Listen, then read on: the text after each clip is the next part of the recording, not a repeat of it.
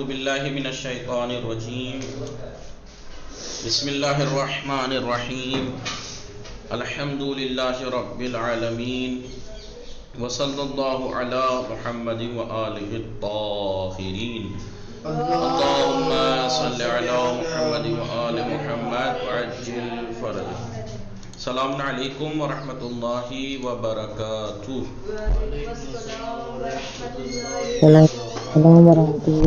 خیریت سے آپ سب لوگ ٹھیک ہیں؟ انما فاطمہ، ظرفشہ میم، انیس فاطمہ، گلفشہ میم، گلفشہ الحمدللہ، ہنا میم، فاطمہ زہرا، بنیحال آپ ٹھیک ہیں؟ نکھت، روحی میم، انیس آپ لوگ ٹھیک ہیں؟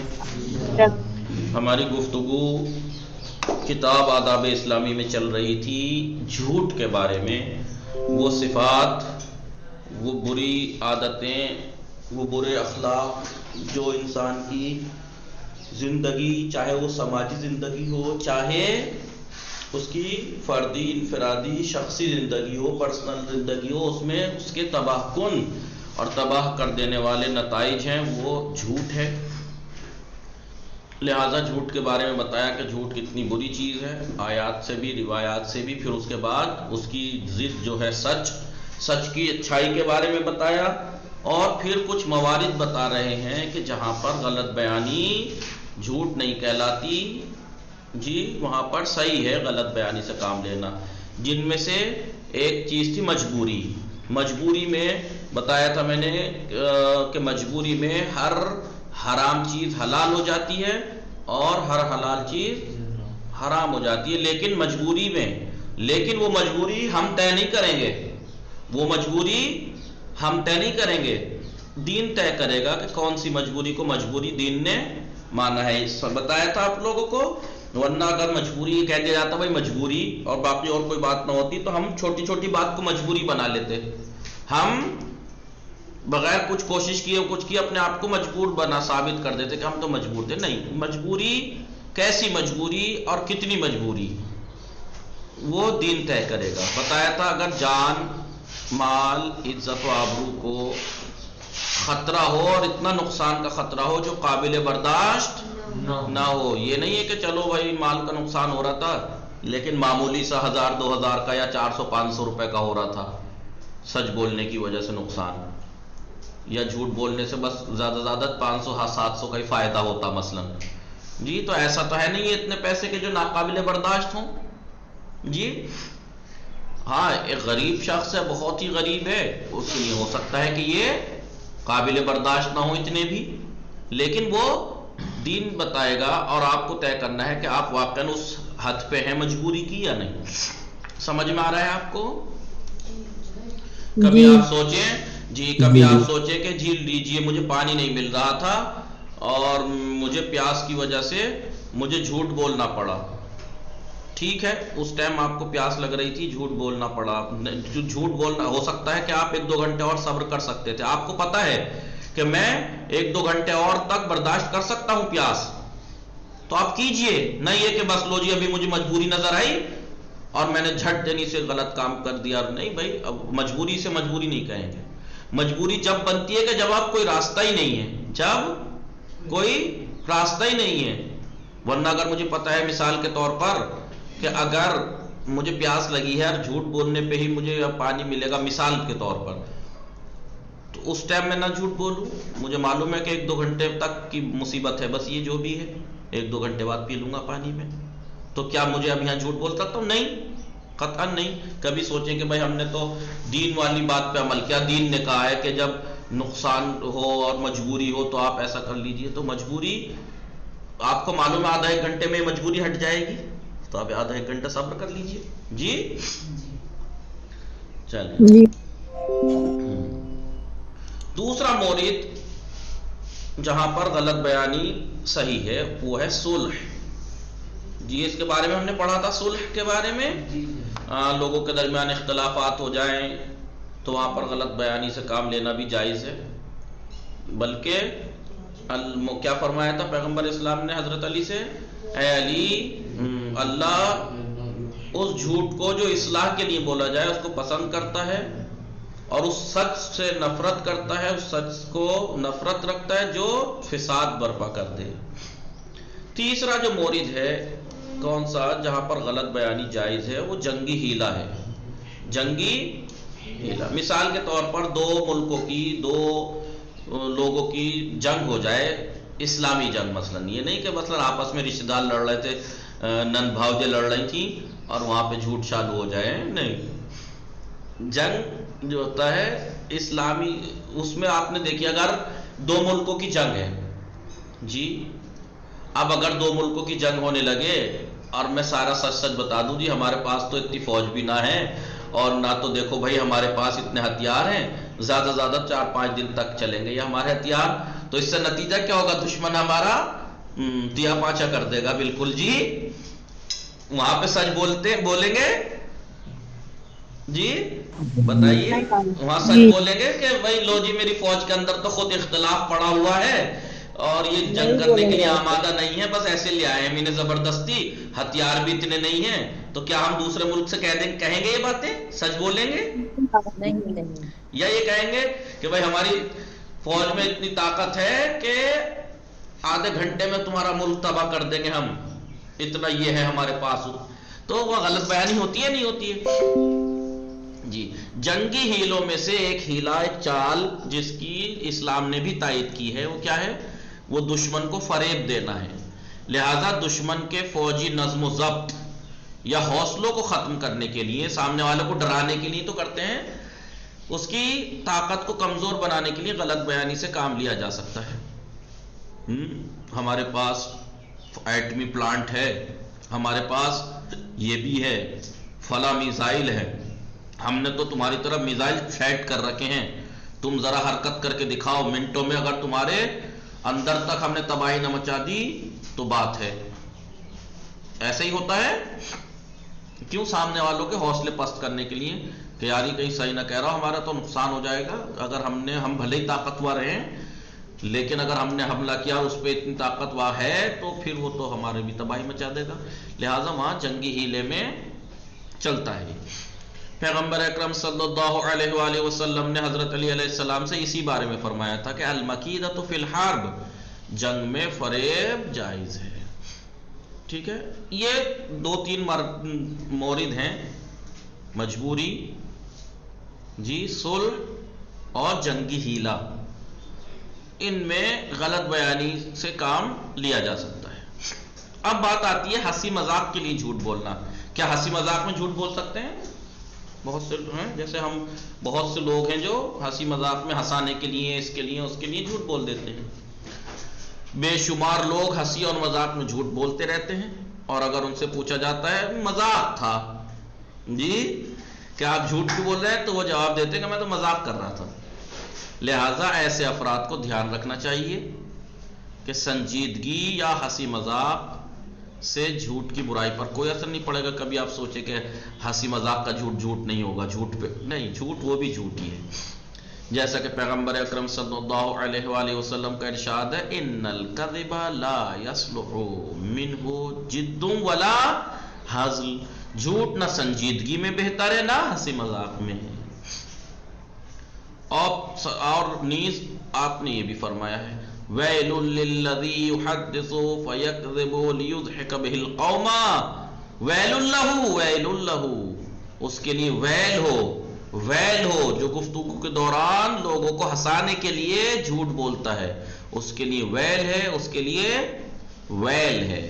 ویل جہنم کی سب سے پست جگہ ہے، ویل جہنم کا ایک حصہ ہے جی. ٹھیک ہے، ویل لکل ہمزۃ لمزہ، اس میں بھی پڑھا ہوگا آپ نے ویل. تو ویل جو ہے وہ جہنم کے اندر ایک بہت پست جگہ کا نام ہے، جو کیونکہ اس کے بھی طبقہ بندی ہے نا جی، اس کے بھی جیسے جنت کے رتبے ہیں سارے، یہ تھوڑا ہی کہ لو جی جنت ایک کمرہ ہے اس میں سب کو بھر دیا بھیڑوں کی طرح، نہیں، ہر ایک کا مرتبہ ہے. ورنہ پھر کیا فرق رہ جائے گا؟ میں بھی مومن، آپ بھی مومن، لیکن آپ کا ایمان میرے سے کہیں زیادہ مضبوط تھا، آپ کا ایمان یقین تک پہنچا ہوا تھا. کسی کا مرتبہ کچھ، کسی کا اولیاء تک پہنچے گا، کسی کا انبیاء تک، کسی کا اوپر تک، الگ الگ رتبے ہوں گے جی، لقاء اللہ تک پہنچیں گے. تو خالی جنت میں داخل ہونا کا مطلب سمجھ رہے ہیں کہ آپ 100 میں سے 33 نمبر لے آئے، 100 میں سے 33 نمبر لے آئے. اب اگر 100 آپ کے ایگزام میں 100 میں سے 33 نمبر آئے، میرے مثلا 100 میں سے 33 نمبر آئے، اور آپ کے ایک 60 نمبر آئے، 60 نمبر آئے، ایک کے 90% نمبر آئے، تو کچھ فرق ہے یا نہیں؟ یا بس یہ کہ پاس تو پاس ہی ہے؟ نہیں، پاس تو پاس ہی ہے. نہیں، خالی پاس لانا، خالی جنت میں داخل ہو جانا کمال نہیں. وہ تو ایسا ہے جیسے 100 میں سے 33 نمبر لیا ہے، وہ تو ایسا ہے جیسے 100 میں سے 33 نمبر لیا ہے. اب آپ بتائیے 33 نمبر کی کیا اوقات ہوتی ہے؟ 33 نمبر پہ کہیں جاب ملتی ہے؟ 33 نمبر پہ کچھ مارک شیٹ کام آتی ہے؟ ہاں بولیے بھائی. نہیں جی، ایک لا رہا ہے 33 نمبر، ایک لا رہا ہے 50 نمبر، ایک لا رہا ہے 60 نمبر، ایک لا رہا ہے 90%، 95%. تو کچھ تو فرق ہے نہیں ہے؟ یا بس نہیں جی پاس ہیں تو سب لیجیے؟ نہیں، جنت میں داخل ہونا کا مطلب یہ نہیں ہے کہ بس لو جی جنت میں داخل ہو گئے. نہیں، جنت میں بھی رتبہ بندی ہے. جنت میں داخل ہونا تو 33% لانا ہے جی. وہاں آپ کو 99% والے بھی ملیں گے، 100% والے بھی ملیں گے جی. جیسے جیسے مرتبے ہوں گے جی ایمان یقین کے، ایسے ایسے بڑھتا ہے. فرق ہے، فرق ہے. کچھ لوگ وہ ہوں گے جو جنت کے مشتاق ہوں گے، کچھ لوگ وہ ہیں جن کی جنت مشتاق ہے، کچھ لوگ ہیں کہ جو وہ چاہتے ہیں میں جنت میں جاؤں، جنت مجھے مل جائے. کچھ لوگ وہ ہیں جنت جنہیں چاہتی ہے کہ یہ مجھے میرے پاس آئیں جی. تو فرق ہے اس میں؟ نہیں، کچھ فرق ہے جی. لہذا جی فرق ہے. ایسے ہی جہنم میں بھی طبقہ بندی ہے، جہنم میں بھی طبقہ بندی ہے. اس کے بھی مطلب ہے، ایک ہے ویل ہے اس میں، ویل جی، ویل. تو ویل ہو، ایک پس جگہ ہے اس کے اندر، ویل ہو اس کے اوپر کہ جو ہنسانے کے لیے دوسروں کو جھوٹ بولے. 2 مرتبہ پھر آخر میں کہا ویل ہو اس کے لیے، ویل ہو. آئیے امام محمد باقر علیہ السلام بیان کرتے ہیں کہ میرے بعد میں دیکھیے کمال یہ ہے کہ ایک انسان فیل ہو جاتا ہے بعض ٹائم. میں اس کی مثال نہیں دے رہا جنت جہنم کی، ویسے نارملی تو جو 33 نمبر جس کے آتے ہیں اور ایک ہوتا ہے فیل، تو یہ سوچتا کہ یار بڑی خفت سی محسوس ہوتی نہیں ہوتی 33 نمبر لا کے، تھوڑی محنت اور ہی کر لیتا ہے، 50% تو لے ہی آتا. ہوتا ہے افسوس نہیں ہوتا ہے؟ بلکہ بعض ٹائم تو لوگ یہ سوچتے ہیں یار اس سے تو میں فیل ہی ہو جاتا، 33% لے کے میں کیا کر لوں گا اس مارک شیٹ کا میں جی. لہذا بعد میں اگر جنت میں داخل ہو بھی گئے بس پاسنگ مارک کے ذریعے، تو بعد میں پچھتاوا ہوگا جنت کے اور مقامات دیکھ کر اور لوگوں کو دیکھ کر، کاش میں کچھ کر لیتا، کچھ کر لیتا. لہذا خالی پاسنگ مارک کافی نہیں ہے، کبھی سوچیں بس جنت. امام محمد باقر علیہ السلام بیان کرتے ہیں کہ میرے والد محترم مسلسل یہ فرمایا کرتے تھے اتقوا الکذب الصغیر منہ والکبیر فی کل جد و حزل. امام محمد باقر کیا فرماتے ہیں کہ میرے والد محترم یعنی چوتھے امام امام زین العابدین ہمیشہ فرمایا کرتے تھے مسلسل، ہر چھوٹے بڑے جھوٹ سے پرہیز کرو، ہر چھوٹے بڑے جھوٹ سے بچو، چاہے وہ سنجیدگی میں بولا جائے یا ہنسی مذاق میں. ٹھیک ہے، یہ تو تھا جھوٹ کے بارے میں مسلسل. ایک جھوٹ ایک ہوتا ہے توریہ. کبھی نام سنا ہے توریہ؟ آپ میں سے کسی نے توریہ نام سنا ہے جی؟ ظاہراً وہ لگتا ہے جیسے جھوٹ ہے لیکن وہ جھوٹ نہیں ہے. ظاہراً لگتا ہے وہ جھوٹ ہے لیکن سچ ہے، وہ سچ ہے. میں نے شاید کہیں پڑھا تو نہیں لیکن سنا ہے کہ جب ابو لولو فیروز کا نام سنا ہے آپ نے؟ نہیں سنا ابو لولو فیروز کا نام کسی نے؟ آن لائن والوں سے کیا شکوا جب یہ ان لوگوں نے نہ سنا. کیا ہے ابو لولو فیروز؟ سنا ہے؟ بہت صحیح. ارے ہمیں تو ان کا شکریہ ادا کرنا چاہیے، شہزادی کے قاتل کو قتل کیا تھا جی، قتل کر کے وہ بھاگے وہاں سے. یہ واقعہ میں نے یہ والا قتل ابو لولو فیروز سے قتل کیا تھا تو ہے معلوم ہے، لیکن یہ میں نے سنا ہے، پڑھا نہیں ہے کہیں کہ یہ قتل کر کے دوڑے مسجد کی طرف مولا کائنات بیٹھے ہوئے وضو کر رہے تھے. جیسے ہی وہ چھپے جا کے کہیں کو تو مولا کائنات نے وہاں جگہ سے اٹھے, مثلاً جہاں وضو کر رہے تھے دوسری جگہ جا کے بیٹھ گئے. لوگ آئے, آ کے پوچھا علی ادھر کو بھاگتے ہوئے دیکھا اسے, ایسا ایسا کر کے بھاگا ہے. کیونکہ دیکھیے جب میں یہاں آیا ہوں تب تک تو میں نے اسے نہیں دیکھا, جب سے میں یہاں آیا ہوں میں نے نہیں دیکھا. کہاں سے کب سے آئے ہیں مولا کائنات؟ اس کا آنے کے بعد جگہ چینج کر دی تھی جب سے میں یہاں آیا ہوں. سمجھ رہے ہیں؟ جی جی جی سمجھے توریہ کسے کہتے ہیں؟ یعنی حقیقت جھوٹ نہیں ہوتا ہے, بس حقیقت کو چھپایا جاتا ہے. مثلاً ابھی میں یہاں بیٹھا ہوں اور مجھ سے کوئی بات کہے تو میں فوراً اٹھ کے کام جو مجھے جس چیز کی گواہی کوئی مانگ رہا ہے وہ دیکھ چکا میں, لیکن اس کے بعد میں جگہ چینج کر دوں. اور کوئی مجھ سے کہے کہ آپ نے فلاں کو دیکھا, دیکھیے میں یہاں جب سے آیا ہوں میں نے نہیں دیکھا اسے, جبکہ میں اس جگہ پہ گئے ہوئے مجھے ابھی سیکنڈ بھی ہوا ہے ابھی گئے ہوئے وہاں. ٹھیک ہے, تو میں نے جھوٹ تو نہیں بولا, میں حقیقت چھپائی میں نے. یہ توریہ کہلاتا ہے. دیکھیں ابھی توریہ اس بات کو کہا جاتا ہے جس کے دو معنی ہو.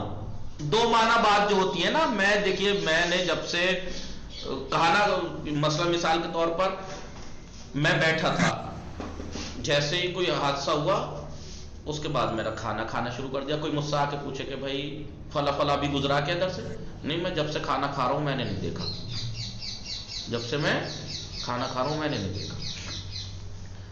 دو معنی باتیں ہیں جس میں بولنے والا پہلے معنی مراد لیتا ہے اور سننے والا دوسرے معنی سمجھتا ہے. مولا کائنات نے مثال کے طور پہ کہا کہ میں جب سے یہاں آیا ہوں میں نے نہیں دیکھا, تو وہ سمجھ رہے ہیں مولا جب سے مثلا صبح سے آئے ہوں گے, جب سے آئے ہوں گے تب سے ہی نہیں دیکھا, اس کا مطلب یہاں نہیں ہے وہ. جبکہ مولا کائنات کہہ رہے تھے کہ میں جب اس جگہ سے ہٹ کے اس جگہ جب سے آیا ہوں تب سے نہیں دیکھا. جی تو بولنے والا پہلے معنی مراد لیتا ہے, سننے والا دوسرے معنی. توریہ در حقیقت جھوٹ نہیں ہے, بلکہ سننے والا اس کے غلط معنی سمجھ لیتا ہے. جی لہٰذا ایسے مقام پر کہ جہاں انسان سچ بولنا نہیں چاہتا اور جھوٹ کہنے سے بچنا چاہتا ہے, جی سچ بولنا نہیں چاہتا اور جھوٹ بھی نہیں بولنا چاہتا, تو وہاں توریہ کا سہارا لیتا ہے. جیسے کوئی شخص ہم سے کسی شخص کے بارے میں پوچھے, اور ہم سچ نہ بولنا چاہیں اور جھوٹ سے بھی پرہیز کرنے کا ارادہ ہو, تو اسے جواب دے دیں کہ میں نے اسے مسجد میں دیکھا تھا. ابھی آپ سے کوئی پوچھا آپ نے اسے دیکھا تھا, ہاں میں نے اسے مسجد میں دیکھا تھا, حالانکہ نہیں دیکھا, آپ نے کل دیکھا تھا مسجد میں, وہی سمجھے گا آج مثال کے طور پر. جس سے سننے والا یہ سمجھے گا کہ ہم نے اسے ابھی کچھ دیر پہلے دیکھا تھا, جبکہ ہمارا مقصد کیا تھا, ایک ہفتے پہلے جمعے کی نماز میں دیکھا تھا مسجد میں مثلاً. ٹھیک ہے, یہ جو واقعہ میں نے مولا کائنات کا میں نے کہیں پڑھا نہیں ہے, ہو سکتا ہے کیونکہ ظاہر سی بات ہے یہ بھی ہر طرح سے جائز تھوڑا ہی ہے, یہ بھی توریہ بھی, لیکن ممکن ہے یہ واقعہ ہے یا نہیں, میں دیکھنا پڑے گا, لیکن میں نے سنا بہت ہے. چنانچہ سننے والا ہماری یہ بات سن کر اسے مسجد میں تلاش کرنا چلا جائے گا, وہ یہاں نہیں ڈھونڈے گا ہمارے آس پاس. جی سوال کریں گے کہ کب دیکھا تھا. ہاں وہ توریہ اگرچہ جائز ہے, مگر روایات میں اس سے بھی بچنے کا حکم دیا گیا ہے, کبھی ایسے کرتے کرتے عادت پڑ جائے جھوٹ بولنے کی ہے. لہذا میں نے یہ واقعہ سنا تھا کہ جب وہ ابو لولو فیروز, تو مولا کائنات کیا کہنا چاہ رہے تھے, آپ نے دیکھا, کہا میں جب سے یہاں آیا ہوں میں نے نہیں دیکھا. تو مولا کا معنی مراد لے رہے تھے مثال کے طور پر, یعنی جب اس جگہ سے میں اس جگہ آیا تب سے میں نے نہیں دیکھا, جب وہاں سے آئے گا آپ کو منٹ بھر بھی نہیں ہوا تھا, اور وہ یہ سمجھ رہے ہیں کہ بہت دیر سے آئے ہوئے ہوں گے, تو وہ دوسری جگہ تلاش کرنے چلے گئے, وہ جبکہ وہ مسجد میں ہی چھپے ہوئے تھے. جی لہذا باقی یہ واقعہ کتنا سچ ہے کتنا جھوٹ نہیں معلوم ہے, کیونکہ میں نے نہیں پڑھا, سنا ہے. بہرحال توریہ کا مطلب آپ کو سمجھ میں آ گیا, کوئی ایسی بات کہنا کہ جو دو معنی رکھتی ہو, دو معنی سمجھ میں آ سکتے ہوں, سننے والا دوسرے معنی مراد لے, کہنے والا دوسرے معنی. جی جی توریہ سمجھ میں آیا. توریہ جائز ہے کیونکہ آپ سچ بولنا نہیں چاہتے اور جھوٹ سے بچنا چاہتے ہیں, لہذا آپ ایسا کوئی کام کر دیجئے تاکہ آپ کی بات بعد میں کہہ سکے، اگر وہ آپ کی بات پکڑی بھی جائے، کیونکہ بھائی میں نے جھوٹ تھوڑی کہا، مگر پکڑے بھی جائیں کہ یار تم نے تو یوں کہا تھا کہ مسجد میں دیکھا تھا، وہ تو کہیں نہ ملا، کیونکہ بھائی میں نے تو کب کہا تھا کہ میں نے آج دیکھا تھا، میں نے تو کہا مسجد میں دیکھا تھا، آپ نے کب پوچھا مثلا میں کب دیکھا، میں نے 1 ہفتے پہلے دیکھا تھا جی۔ جی جی لہذا توریہ، یہ توریہ ہے، خلاصہ یہ ہوا جھوٹ ایک گناہ کبیرہ ہے، اور کیونکہ جھوٹ بولنے میں کسی قسم کی زحمت نہیں ہوتی، لہذا لوگ عام طور سے اس برائی میں مبتلا ہو جاتے ہیں، لہذا اس سے بچنا چاہیے۔ جھوٹ سماج کے اندر بہت خطرناک اثر چھوڑتا ہے، کیونکہ اس سے ایک دوسرے میں بے اعتمادی، کیونکہ دیکھیے شروع سے بات چلتی چلی آ رہی، پورا سماج اور پورا معاشرہ اعتماد پہ تو ٹکا ہوا ہے، ایک دوسرے پر اعتماد باقی ہے، جبھی تو یہ دنیا چل رہی ہے، ہمارا سماج چلتا ہے۔ بھروسہ نہ ہو تو ہم ڈاکٹر سے، اور ہمارا بھروسے اٹھ جائے تو کیا ہم ڈاکٹر کے جائیں گے بیماری میں، کیونکہ پتا اگر بھروسہ اٹھ جائے تو، بھروسہ ہے تبھی تو، ہر کام بھروسے پہ ہے، ہر کام جی۔ ہم کسی سے سامان لے رہے ہیں، اس سے بھروسہ اٹھ جائے تو ہمیں یہی رہے گا کہ کہیں اس نے کچھ گڑبڑ تو نہیں کی سامان میں، لہذا ہر وہ چیز جو سماج سے اعتماد کو توڑ دے وہ حرام ہے، گناہ کبیرہ ہے، کیونکہ یہ سماج ٹوٹ جاتا ہے اور سوء ظن کا ماحول پیدا ہو جاتا ہے پھر، اسی لیے اسلام نے اس کو انسانی زندگی کی بدترین اخلاقی بری صفت، اخلاقی برائی قرار دیا ہے۔ جھوٹ کی تعریف سے مطلب وہ تعریف نہیں ہے کبھی جھوٹ کی پوری اچھائیاں بیان زندگی کرنے لگے آپ لوگ ہیں۔ جھوٹ کی ڈیفینیشن، انسان اپنے عقیدے اور جانکاری کے خلاف کوئی بات کہے۔ کس وجہ سے جھوٹ ایک حساس مسئلہ بن گیا؟ کیونکہ سماج سے اعتماد ٹوٹتا ہے۔ جھوٹوں کے بارے میں شریعت کیا کہتی ہے؟ ایمان کے خلاف ہے، ایمان چلا جاتا ہے۔ احادیث میں جھوٹ کو کیا کہا گیا ہے؟ کن موقعوں پر غلط بیانی جائز قرار دی گئی ہے؟ مجبوری، صلح، جنگی حیلے۔ کیا مذاق میں جھوٹ بولا جا سکتا ہے؟ نہیں، مذاق میں بھی اتنا ہی برا ہے جھوٹ جتنا۔ توریے کے کیا معنی ہے؟ ایک مثال دیجئے، وصلی اللہ علی محمد وآلہ الطاہرین، اللہم صلی علی محمد وآل محمد وعجل فرجہ۔ ٹھیک ہے، یہ کتاب تمام ہو گئی، آخری درس جو ہے یہ پورے اس کتاب کا خلاصہ ہے، پوری کتاب کا خلاصہ ہے، چلیے اسے بھی پڑھ لیں گے آپ کے بعد، تاکہ یہ نہ رہے کہ کچھ رہ گیا تھا۔ انشاءاللہ دیکھتے ہیں کہ پھر کیا کرتے ہیں، انشاءاللہ پڑھیے گا اس کو۔ خدا حافظ۔